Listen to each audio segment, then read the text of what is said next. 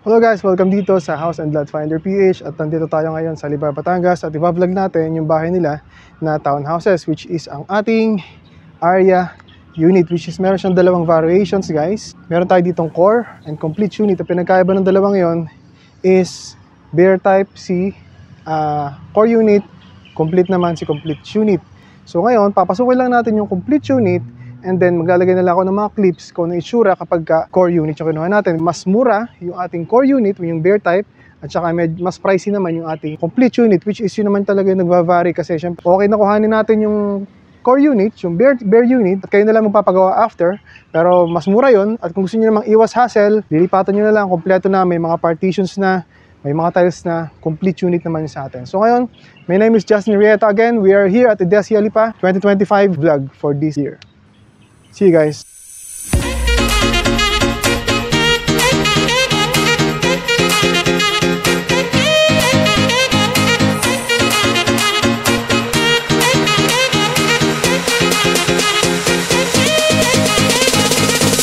Ating core, complete unit ng ating mga townhouses, which is ito yung ating end unit. So meron tayo ditong 42 square meter floor area, pinagsama na yon, floor and ang ating ground floor tsaka yung second floor. So ito yung ating itsura ng bahay.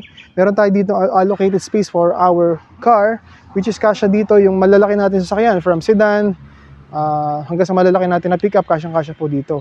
So ngayon magkakaroon po tayo ng space sa ating tagiliran sa mga townhouses natin. Magkaroon tayo ng space dito. Pero mind guys na ito is end unit, kaya meron kang space pa rito for your garden. Pero basically pareho lang sila, may 2 bedrooms, 2 bedrooms, 1 toilet and bath dito sa ating mga bahay na townhouses. So guys, pasukin na natin yung ating area unit. Okay. So yan. So nandito tayo ngayon sa ground floor ng ating area unit. Nandito yung ating CR, toilet and bath. Magbibigay na to ng idea sa ating complete unit, pwede nating ganito ang gawin natin. So, meron sa complete unit, meron na tayong tiles, meron na tayong pinturado na lahat, meron na tayong mga idea kung saan natin nilalagay yung mga design o mga appliances natin. Dito kasi, sa complete unit, hindi pa to kasama. Pero, mapapansin natin dito, meron nakalagay na ganito. Kahit complete unit, walang ganito. Nilagyan lang ng ganito nila para sa ref na napakaliit. Para saan? Pinagkasya na lang to dito. Pero, ang naisip ko lang, dahil ito naman yung kainan natin, which is ating dining table, pwede natin ilagay ang ref. Tama, nandito yung ref natin.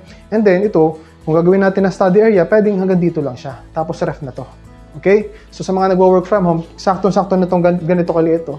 Ganito kaliit na workplace or storage area. Napakaganda niyan. Meron tayong lagay ng outlets dito, and ating breaker. So, suggest ko lang, para mas lumaki yung ating floor area. Kasi nga naman, 42 square meter, hinati pa sa dalawa yon. So ito, siguro 21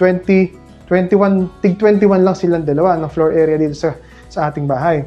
So guys, ito yung ating dining area na. At kung makawala to, mas magkakaroon pa tayo ng spaces sa baba. Ito naman yung ating kitchen. Meron na tayong granite. Kasama na tong granite top. Kasama na yung ating mga cabinet dyan. Meron tayo dito window. Pinturado na lahat. At again guys, papakita ko sa inyo ngayon kung ano itsura nito kapag naka-bear type tayo, of course. Okay, so nakita nyo guys, no? So yun yung ating difference. So ito yung pero meron din tayo lahat. Lahat nakikita din windows.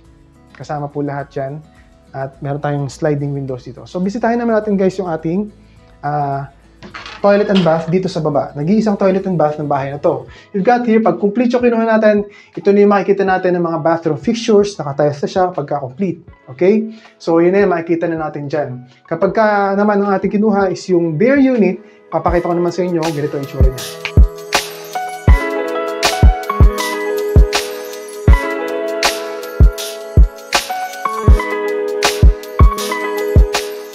Okay, so nakita niyo yung pagkakaiba niya, no? Pero ito, tiles na hanggang taas, kasama ito, naka-cob na to, ganito yung ilaw niya, ganito yung shower head mo, naka-rain shower ka na. And then meron tayo dito isang window. Ito yung pagkakayari ng tiles natin, ganito na po, meron na tayong bathroom fixtures na nakikita natin dito. And then, ang gagamitin natin na door dito is PVC door, which is basically a standard sa mga CR natin para pag nababasa, okay lang siya. Ngayon, tingnan naman natin yung ating second floor. So dito nga pala guys sa ating bahay sa ground floor natin, we've got window 1, 2, 3, 4. 5 kasama yung window sa ating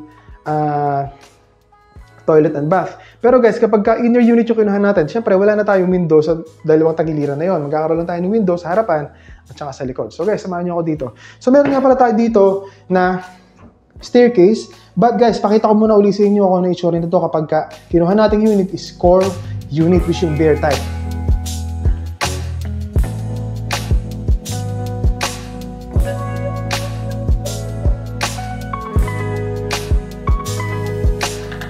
So guys, nakita niyo yung pagkakaiba, no? Ito guys, samahan niyo ako guys dito sa taas. Okay, dito sa taas, babati sa atin ang ating, hello, nandito yung ating dalawang bedroom, which is ang first bedroom and the second bedroom. 2 bedrooms lang po dito sa bahay na to, and tara po guys. Okay. Dito guys, pakita ko muna sa inyo guys yung ulit yung ating pagkakaiba ng ating second floor na core, bare unit, at saka yung ating complete unit.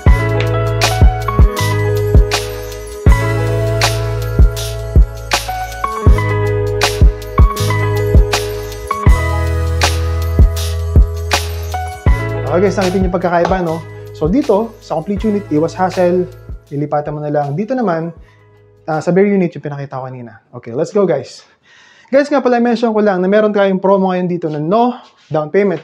You heard it right guys. No down payment po ngayon dito sa ating mga ARIA selected units na ready for occupancy na as of April 2025.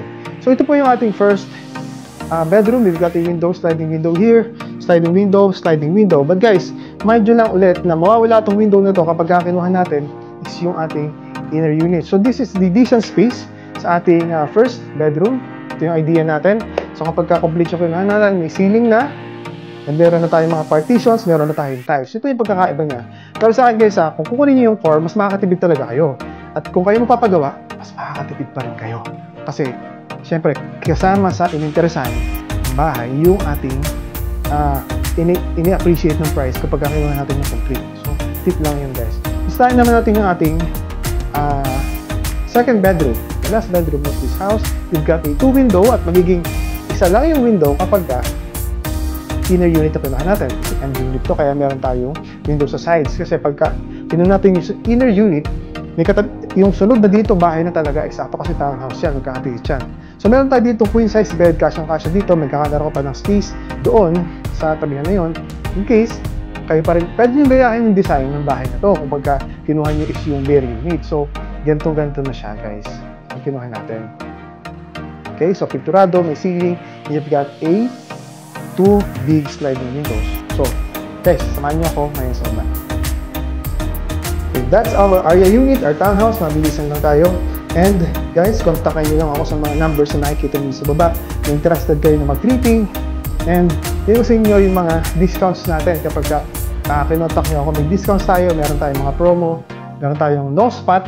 Meron tayong no DP, meron tayong with DP. Ano ang pinagkaiba nun? Pag-usapan natin yan guys dito sa House and Lot Finder PH. My name is Justin Rieta. Welcome dito sa EDSF Vlog, ARIA Townhouse. Maraming salamat. See you in our next video.